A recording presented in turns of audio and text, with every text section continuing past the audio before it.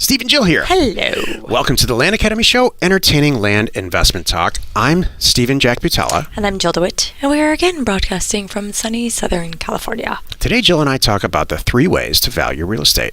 I'm surprised we haven't talked about this earlier. I know. Like, this is show 801. And we haven't talked about valuation. It's so important, you know. I agree. We'll get to the meat of it, I guess, in a minute. Before that, let's take an interesting question, actually, from one of our star-performing members, Luke Smith. Cool. If I can get everything to work. It's okay. All right. And by the way, where did he post this question? On our free online community, and you can find it on landinvestors.com. Luke asks, I'm okay at selling the smaller dollar amount properties, selling usually a couple a day. Now I want to get good at selling the bigger dollar ones. Yeah. My buyer pool is not the right people to buy my bigger dollar ones. I think the right people are people who already bought one or many in the area, maybe even a couple county area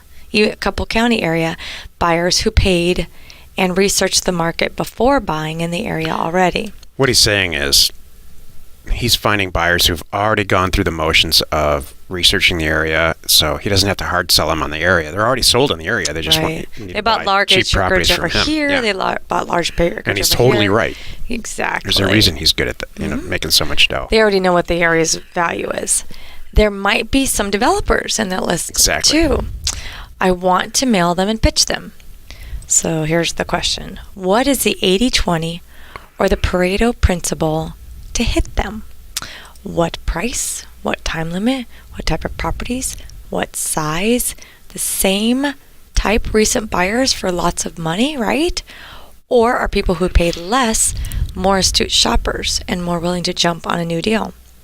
If I have a 5 acre and they just bought a 0.25 acre, you think they're prone to go for my 5 acre one? Yes, I do. Is 2 years enough or 5 years of recent buyers enough? Yes. Lots of things to test out here. Still cheaper than hiring out pics or drone or realtors or much of the other kinds of advertising like LandWatch, etc. He's exactly right. So let's summarize.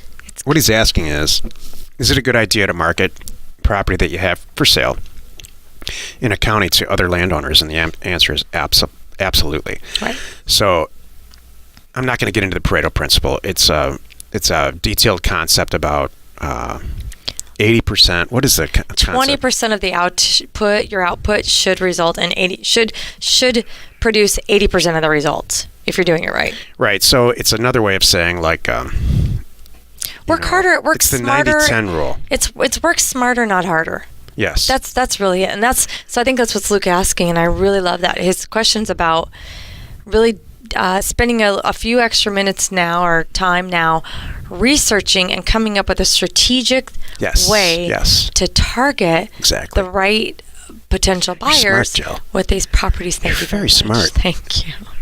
Thank you. And so that's where he's going. And you know what's so funny is that's our whole group. That's how we do everything. Yeah. And by the way, I'm only smart because I learned it from you. Thank you.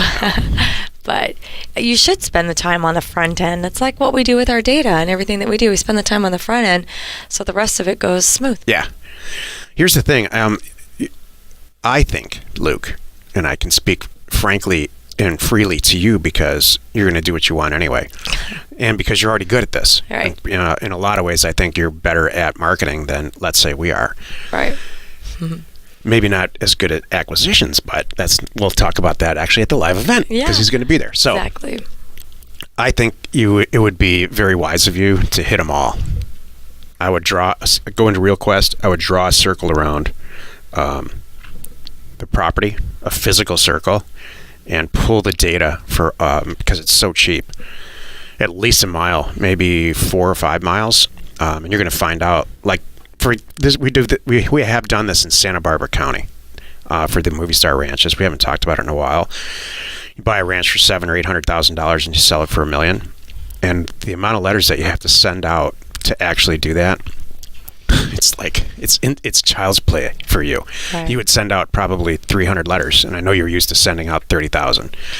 And then the other thing too is that what I would really do is I talk about this in 2.0, Land Academy 2.0, the version, and in House Academy, is get the thing on the MLS. if you're going to buy more expensive property at a really good price, use Congress Realty. We have no affiliation with them, by the way. Look up Congress Realty, and they have a fixed price listing for $300. It's going to work. It works for us 100% of the time. We've never failed at it. When we post it for land or houses. Right. The what was I going to say too? The other thing is marketing. I'm thinking of this too. The way Luke's approaching this is like how we do our marketing, and it's a perfect scenario to do this. Do some A/B testing. Yeah, and for these types of properties too, you want to just use Facebook. Use Facebook groups. Use Facebook business ads for the zip code that the property's in. Right. So everybody that is in that zip code, this is like 3.03 cents a click. It's so cost effective, it's silly. But to sell a property that's way less than it's actually worth, those two things driving the traffic through the MLS and using Facebook with a video, not just a notice. Yep. You're on YouTube all over the place, so you'll get it. That's a great question, and we live that every day. Those two things. Yep. Today's topic: 3 ways to value real estate. This is the meat of the show. Before we started, I said, man, we should look up the 3 ways of, because I know what they are. I know. And we, without walking around the office, say there's only 3 ways to value real estate. Jill and I looked them up because she thought we were going to talk about our 3 ways, but there are the 3 ways that you learn about in school.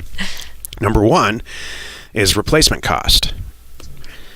Well, for land, that's a very interesting topic because there's nothing to replace. Exactly. So we'll talk about that in a second. Number 2 is sales comparisons, which is very much applies to land. And then number 3 is capitalization rate, which is how it only applies to income-producing property like an apartment building or a house for rent or a skyscraper or a parking garage. Well, I have a question. Let's knock cap rate out right here because it doesn't apply to what we're saying. Go ahead. Well, could I argue that if I sell or finance a property, could that be a kind of a cap rate? Well, okay, so yes, you could make that argument. Thank you. Let's say you got because a lot of people do that. I just kind of think property. I didn't mean to throw you under the bus or anything. It doesn't apply to sales. It only applies to rent. But if here's an example. Oh, here's okay. a couple of examples. Okay, so that's why it's no. So seller, if I leased the land to somebody, knowing that yes, maybe I lease land it, has a cap rate. Right, that's it. Like I'm leasing the land for you can graze your cattle. People do this all the time. So then, but I'm still owning. I'm always going to get it back. There's going to be a cap rate on that. In the simplest form, here's an example of a cap rate. You buy a house for $100,000 and you rent it out for $1,000 a month. Right. And there's no expenses in a perfect, beautiful world. You charge $1,000 and you make $1,000, which never happens. The roof blows off, and all kinds of stuff happen to make it not actually $12,000 a year. Right. But in that perfect, beautiful world, it would be a 12 cap. It's the amount of money that you make, the net operating income, divided by the purchase price. So now we've got that out of the way because it doesn't apply to land. That's how. Okay. If you I'm going to check that off. If you talk to anybody in commercial real estate, that's the first thing they say. Hey, I've got an apartment building for sale. Oh, what's the cap rate? They don't care about the asset itself. No. And stuff right now is the lower the cap rate, the better it is for the seller, and the higher the cap rate, the better it is for the buyer. And right now, I've never seen lower cap rates in my life than right now. Apartments are selling between 6 and 8% cap rates, capitalization rate. That seems low. It seems risky. Here's why. Because you have to value an asset. Like, I don't want a 6 cap. I want a 20 cap. Right. And so the more complicated it is to run something, like let's say a long-term care facility, those are 12 to 14 capitalization rates. Got it. An apartment building, which theoretically should be the owner doesn't even know where it is kind of thing. They just put a management company in place. That's like 8 to 10 cap is where you want to buy it. Got it. Here's where the problems comes in. What if you have an apartment building that's on the ocean and the asset value of the property itself is worth way more than the capitalization rate valuation? Right. What do? You smile. That's true. You have a cocktail because you won. Thank you. Because if it all goes sideways, everybody moves out. It's worth so much. My point is, you want to win at all three ways to value something. So that apartment building that's on the ocean, the replacement cost. That's one way to value it. It costs way. The replacement cost the value of the property is way more than the replacement cost. You won there. Okay. Because of land value. Number two, the capitalization rate. You won there. You would never sell it at the cap rate because it values it too low. It's way under the actual replacement cost. And what was the third one? The sales comparison. So you want to try to win on all three is my point. For land, all we care about, this is really the meat of the show. That's what I was trying to get to. We're still talking about apartments, and I'm just kind of lost right now. For land, all we care about is sales comparisons. Right. Because at the end of the day, that's all you can really kind of comparison value use. And there's two ways to define comparison value: sold, completed sales, and existing sales. Mm-hmm. Existing for sale property. In the market that we have right now, those two numbers are really, really close. In fact, it doesn't even matter. They're so close. And I know this because we have actual data, which we share with everyone in Land Academy 2.0 and House Academy, that you can actually use for sale data as sold data. It's the same thing. It's like 98% of it. And you can calculate that. If you look at a market and everything's selling for $100,000, does it matter if it sells for $98,000 or $100,000? No, it doesn't matter. Jill and I just found out that in the Seattle market, SFRs, houses, are increasing on an average by $20,000 a month. I mean, we've never seen that. That's staggering. Mm-hmm. So you buy a $100,000 house this month, and next month it's worth $120 on average.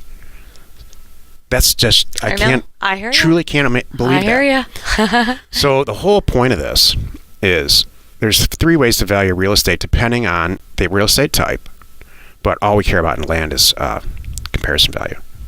And sold comps don't matter with as much as they used to.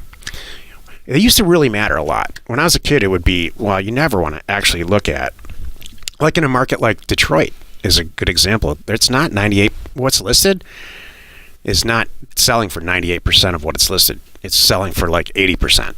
Then you really need to look at sold comps. Or if you have the number, you can look at for sale property and multiply times 0.8. You bored yet? You are No, bored. I'm just fine. I'm just over here. Can I get you anything? Are you getting thirsty? Can I get you anything? Are you thirsty? I am kind of thirsty from talking so much. It's okay. It's all Tell good. us a story, Jill. No, it's totally fine. Jeez. It's good. I you know what? This is your show. There's times that I have a lot to say and I can get it in there. And this time you have a lot to say and I can't get anything in there, and that's okay. This is your show. I'm done. It's all good. No. I rode my bike. I rode my bike to work today. I saw that. And that just makes me so happy. I know. You want to explain your bike, or you want to do it in the after show? This is what I was telling our number 3 kid recently.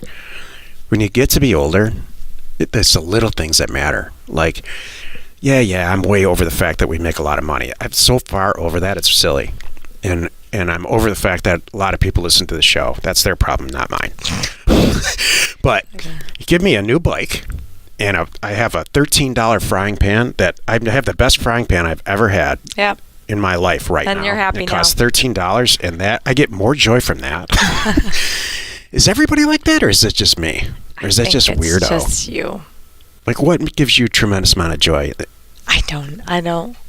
Is it the big things or the little things? No, it's not you things. seem to be really happy in your new car. Lately. Well, yeah, but you know what? I'm still not. I'm still most pleased by not things like time and people and experiences and doing stuff. So. Like going to a concert or something. Yeah. With your friends. Exactly. That's what makes me. That's so mature of you. Thank you. I wish I could be that mature. Oh, goodness. Well, you've done it again. You've wasted another, 15 minutes or so listening to the Land Academy show. Join us next time where we discuss the number one setback for land investors. And you answer your questions posted on landinvestors.com. It's free. You are not alone in your real estate ambition. Wow, you just wanted to end that, didn't you? I understand. Thank you. It's getting kind of way off topic, but again, that's their problem. Share the fun by subscribing on iTunes or wherever you are listening. And while you're at it, or you're watching, you might be watching us on YouTube. While you're at it, please rate us there. We are Steve and Jill. Information and inspiration to buy undervalued property.